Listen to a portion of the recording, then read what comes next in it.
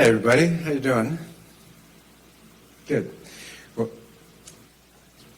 I want to talk about the National Assessment of Educational Progress. Let me just have a few minutes just to talk about what the test is, what our results are, and then I'll spend most of the time answering the questions that you have about NAEP. The results were released last night, I think midnight, and so now they're no longer embargoed. What is NAEP? NAEP is the National Assessment for Educational Progress. It's the only assessment that norms across the whole country that U.S. students take in 4th grade math, 4th grade reading, 8th grade math, 8th grade reading. So it is a check on the proficiency levels of the students across the country so that we can norm or compare ourselves to different states or different districts. And it's called the Nation's Report Card.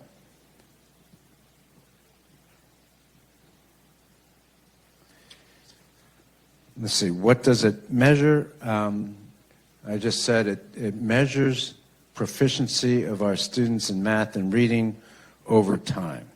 It also measures or tests subgroup data. So special needs students are part of the calculation, demographically diverse students are part of the calculation, et cetera. Economically diverse students are also part of the calculation. And this test allows Houston to say, hey, how are we doing relative to other urban districts? How are we doing relative to the state average? How are we doing relative to the nation's average? So you'll see when you get data, I think we're going to be giving you the PowerPoint and some data, but you'll also be able to get it off of NAEP website. But you'll see the data is calculated or categorized into 4 big areas. The first one that you see up on the slide, national public districts, that's the districts in the United States that take this exam. It's random, and they're selected by NAEP. And so that's the nation's average. So 4th grade math, you can say this is a U.S. average. That's the average of these districts. And then there's a subcategory, large city. Those are cities over 250,000 in population. And then each state has their average. So Texas can compare itself to any other state. And then finally, and this is really unique to Houston and 25 other districts, they're called the TUDA districts, the Trial Urban District Assessment. We're one of those 26. That allows us to get our specific data for our district. Same with the other 26. The other districts outside of TUDA don't get the individualized district data. They get state data, they get national data, they get large city data, but they don't get specific to their district. The TUDA districts do. All right, real quick, it might be interesting to know how are schools selected. This is a test that's administered by NAEP. We don't administer it. We help get the kids to the site, the cafeteria, library, where NAEP officials are administering the exam. They select a number of schools randomly. So in Houston, they selected over 100 schools to take this NAEP back in the end of January, beginning of February, a year ago. They do this randomly, and then in every school, they take a random, they select kids randomly. So they'll select 4th graders randomly to either do the math or the language arts, the reading, in 4th grade math, and then they do the same thing in 8th grade. These are purposely random so that there's a cross-section of students, including special needs students, black students, economically disadvantaged students, Hispanic students, etc. In Houston, they chose 108 total schools, 64 elementary, 44 middle schools. And then just for, they don't know this, but we know that of those schools that they chose, 30 were NES and 78 were non-NES, or what we call PUA schools.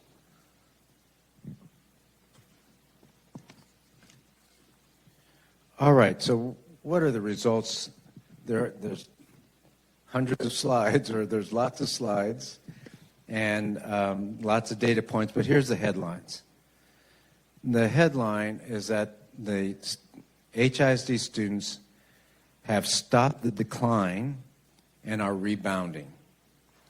That's not the same headline that any other district can say, or can say as definitively as we can say, because most of the other districts declined, but HISD moved up. So in the last several years, there's been a decline in the NAEP scores. You probably know that already.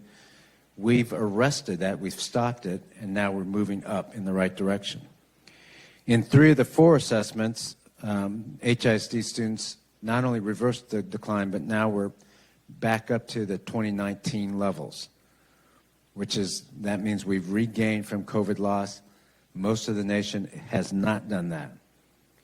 And then a particular note is some of our subgroups and the amount of growth that we've seen for our black students, our special needs students, and other economically disadvantaged students. Let's see. In the subgroup category, for example, these are 2 data points. Again, you'll get more information, but just wanted to point out that our black students, for example, reversed the declining trend and gained 8 scale score points. And this is particularly important because large city, the nation, and Texas saw a decline in performance, and our students saw a huge growth in performance, our black students. In 8th grade reading, our students with disabilities similarly grew 10 scale points when the rest of the nation and large city districts declined. So that reflects similar to what happened with the state STAR exam last year, where HISD grew incredibly and most other districts declined. This graph right here kind of shows a summary of what happened in this last NAEP test. So we're talking about growth and proficiency, more kids who are proficient or higher. And you can see there's 4 exams here: 4th grade math, 4th grade reading, 8th grade math, 8th grade reading. And the 4 categories I talked about earlier. HISD is on the left, that blue bar. I think on the slide it looks grayish maybe. Yeah, the teal colored bar. And then the gold colored bar is the nation's average, national public districts. The green one is large city, and the blue one is Texas. And you may recall a year and a half ago when I was talking to not just you, but the people here, parents and staff, I talked about NAEP. And I said that the nation's here. Texas is very close to the nation. Large urban districts is here, and HISD is here. So to see us reverse that trend and close the gap is really satisfying. 4th grade math, the whole nation did pretty well, right? There's increase in proficiency, that's good. HISD had the greatest growth. But in 4th grade reading, we grew proficiency, not a lot, but 4 points is quite a bit when you're talking about NAEP. Since, by the way, prior to COVID, the nation as a whole only grew about 2 percentage points in 20 years for 4th grade black students. So to have the reading go 4 points up is incredible, while the rest of the country went down. 8th grade math, we grew a little bit, as did the national public in large city. Texas didn't grow, remained flat. 8th grade reading, we went up well above the growth of the nation, which went down, actually. So summarized here, the summary is that we reversed the trend which was a down slope. Now we're moving up. And we did much better as far as our increases in scores relative to large city, relative to Texas, relative to the nation, which I think is a testament to, which I think, is that better? Which I think is a testament to our teachers and our students and our principals. Last thing I'll say, and then I'll open it up for questions. A year ago, when we got this, well, 8 months ago, when we got STAR results, and they were really good, and our accountability was really good as a result, I said 1 year does not a trend make. I also said that despite the growth, we still have a long way to go. And so now I can say, we're adding up the data points now, guys. It's not just 1 year, and it's not just one test. Our NAEP is in the right direction. Our NWEA MAP assessments, that's a different assessment. We reported out at the beginning of the year. We're going to report out at the middle of the year. We also had that exam at the end of the year last year. Those are all in the right direction. We're making gains, pretty significant gains. So it's not just STAR, not just NAEP, it's also NWA. So we're starting to see a huge trend of improvement of proficiency in this district. I will repeat, though, we got a lot of work to do. It's only been a year and a half. We've got way more work to do, and you're going to see our teachers really focus and our kids making gains this semester and hopefully into the future. Who has the first question?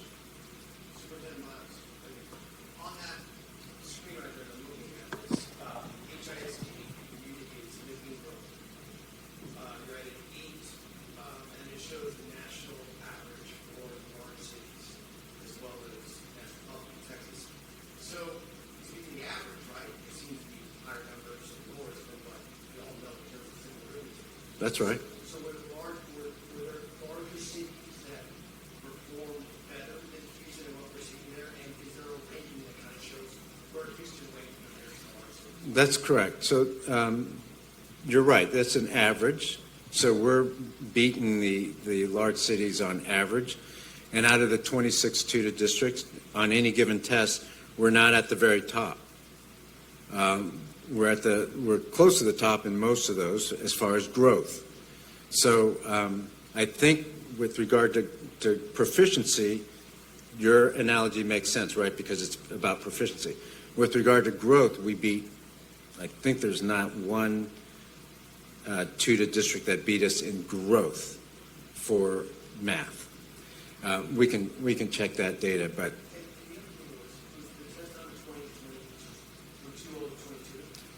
January 23, end of January. Yes, January 24. Thank you. Sorry, we're already in 25. The answer to the question is yes. If you go online, you'll see going back to 1998 or something like that. Since this test was administered, more campuses have gone NES. Are you seeing any indicators that the positive results that you see in this particular test have accelerated with the expansion of NES campuses? Yes, is the answer. Both on the STAR exam last year when we had 85 schools, looking at the growth, again, not just pure proficiency, NES schools outpaced the non-NES schools, although all schools did, the whole district did well. We're looking at NWEA right now. That's a different assessment. I know this acronym soup here, but NWEA MAP is a progress monitoring assessment we use. I just reported out to principals the preliminary data, and we're going to give it to you all in a week. But we're seeing the same thing. Good growth across the district, NES outperforming the non-NES a little bit more than the non-NES. So I think we can say there's good correlation between the work that we're doing both as a district and NES to these results here on NAEP. I'm eager to get the next NAEP results because they'll be even better, I think.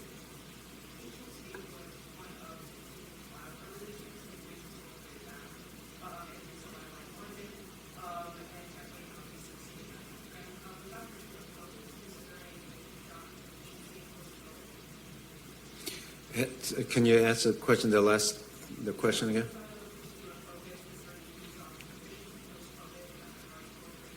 Yes. So after COVID, the whole nation took a hit and lost proficiency. Not just a year ago, but since 2019. And we reversed that trend. The question is, what was the particular focus, or why did that happen?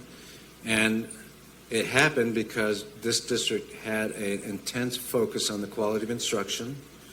We've trained teachers well, we've trained our principals, and we put our efforts in the right things, and we did it systemically. So it's not any one program, it's not any one thing, it's whole-scale systemic reform, especially a focus on the quality of instruction.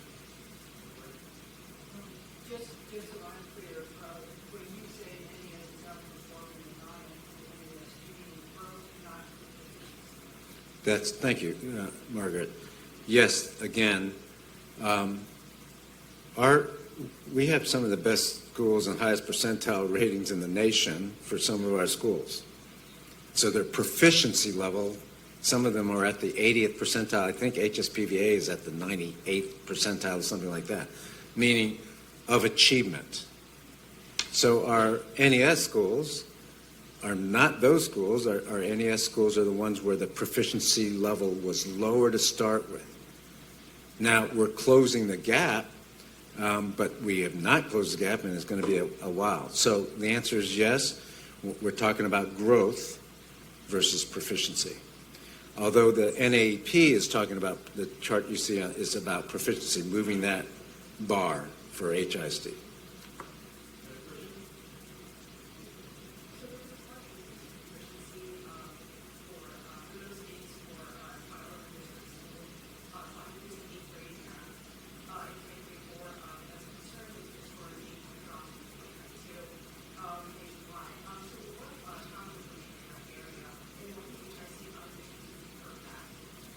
Yeah, I mean, there's, to gain. Here's how I picture it, right? We're going down for several years in a row, and so now all of a sudden we've reversed that trend. We've stopped it and then moved up. Have we moved up all the way back to get that 8-point back? No, not yet. But there's something to be said for the district and the kids and the students who are able to stop this decline and start moving back up in the right direction. What can we do? We can continue to do what we're doing right now. I mean, give us a little bit more time, and like I said, I think the next NAEP is going to be even better. Focus on the quality of instruction. Make sure you have high-quality instructional materials. Make sure those materials are being used effectively, but most importantly, making sure that every day, every teacher is effectively delivering high-quality instruction.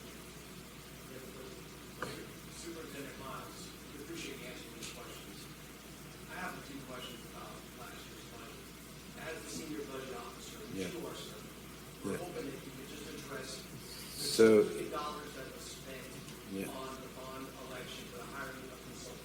thank you for that, but that's another time, another place. Right now, we're focused on NAEP today, and the achievement, and so you'll get your time when the time is right. We've answered a lot. Right now, we're focused on NAEP, guys. This is the big story. We don't spend enough time talking about the successes of our kids. We don't celebrate that. And we don't talk about HISD in context. The NAEP is a national assessment, And we have lots of other challenges, just like other urban districts. And when we do that much better than others, the questions that should be asked are why, like you're asking, and, what does it mean for us going forward, which you've also asked.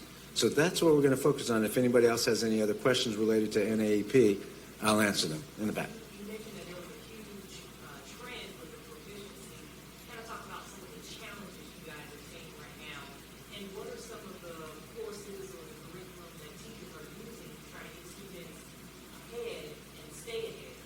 Yeah, thanks for asking. So, look, I've said this before. It's really difficult this day and age to get student achievement. That is why you have the NAEP scores over time. That's why last year's STAR exam, every large district in the state went down, except for Fort Worth went up a little bit, whereas Houston really outpaced them. So it's really tough, and all the things that have to happen to get high quality instruction, that is the answer to the question. I mean, I could take a long time to answer that, but basically it comes down to how effective is that teacher, how's the pace. Grade level instruction is really important. So when kids are behind, most districts, most schools don't give them grade level instruction. They want to meet the kids where they are, which is down here. We don't do that. We meet them up here with scaffolds. So that is the real challenge, and it's tough work. Other challenges are, we have a workforce that's pretty mobile, that are working towards certification in many cases. We have an increase in student absenteeism, across the nation, and many other challenges like that. We have other distractors that are impinging on our kids, including social media. So it's a really tough thing. So I'm very sympathetic to the other districts that are not seeing as much success. But we know what we have to do here. We're going after it, and we're getting results. Superintendent Miles, none of us here in the media are Go ahead. none of us here in the media are professional educators, but we are parents, a lot of us. And we hear this concept of teaching to the test. What kind of guidance or clarification can you give us that actual learning is going on versus teaching to the test? Yeah, thanks for asking. That's an important question. First thing to say is NAEP is not teaching the test. We don't even, we don't have access to the test. We don't practice it. It's a state, it's a well-secured test. So there's not much you can do to teach to that test in the nomenclature. The second thing to say is this: that phrase, teaching the test, has always been misunderstood. What people really don't want is for us to teach the actual question. What educators want is, yes, only test kids on what you taught them. It's ridiculous to test them on things you haven't taught them. So we teach to the standards, the TEKS, Texas Essential Knowledge and Skills, the objectives, and that's what we teach to. And some people call that teaching the test. That's incorrect. We don't give them the actual questions or the problems. We teach the objectives. And so I think parents can be comfortable in knowing that on any sort of assessment, whether it's STAR, NAEP, NWEA, DIBELS, anything that's nationally normed and a valid, reliable assessment, our kids are doing well on. So we're not like going frenetic and teaching to this and teaching to that. That would be crazy. So the fact that our kids, if you can read, you're going to do well on STAR. And if you can read, you're going to do well on NWA. And if you can read, you're going to do well on NAEP. So parents can be rest assured that we're not teaching to a test, we're teaching reading. That's why they're having success on multiple indicators. Last question. When we talk about student achievement, is there any way to address the elephant in the room and how that stress might impact future test scores? And I know y'all don't want to go into detail when we talk about concern. Is that being factored into how students report in terms of immigration? So I don't want to get into something, that's going to take a lot longer to explain, but let me say this. Going to our schools today, I go into schools every week. I was in Hartman and Bonner yesterday. And watch what the kids are doing, watch what the teachers are doing. The kids are not stressed out at Bonner or at Hartman. I mean, I'm not saying there aren't things that happen in our lives every day and other policies or anything else that give us pause. I mean, there's lots in the world that stress everybody out, including our kids. But as far as the educational environment goes in our schools right now, go into the schools and you'll see the kids are thriving. It's 176,000 kids, 10,500 teachers. Somebody's stressed out sometime every day. So you're all going to be fine. There's one person. But the climate, you're going to be able to feel that. You're going to be able to see when kids are giving the best education possible, they thrive. And it actually diffuses any other stress that's going on in their lives. Same with the teachers. When teachers see their scores come back and they know that their work is being validated and they're doing it to a great effect, they feel much better about it, and it diffuses the stress in the school. You can't talk about, if they still have stress at home, that's hard for me to measure. But I know what's happening in the schools, and we're doing, and the kids are thriving, and the teachers are doing a good job.